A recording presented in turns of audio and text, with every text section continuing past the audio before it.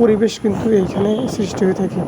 এবং ব্রিজটা কিন্তু বেশ লম্বা একটা ব্রিজ, এবং খুলনার ভিতরে সবথেকে সুন্দরময় একটা জায়গার ভিতরে এই ব্রিজ কিন্তু একটা সুন্দর জায়গা। এবং এখানে সবাই কিন্তু হাঁটাচলা করছেন সাইডের রাস্তা দিয়ে, এবং আমাদের গাড়িও আস্তে ধীরে চলছেন যে সামনে কোনো বিপদ না হয় এজন্য, ওভারটেকিং না করার জন্য।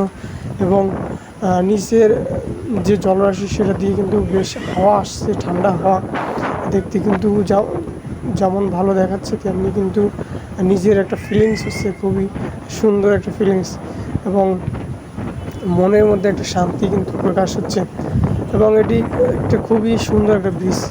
তো আজকে এ পর্যন্ত, সবাইকে আবারও অন্য কিছু দেখানোর জন্য চেষ্টা করব। আজকে এ পর্যন্ত সবাইকে শুভেচ্ছা জানিয়ে শেষ করছি। মোহাম্মদ হাসান গাজী।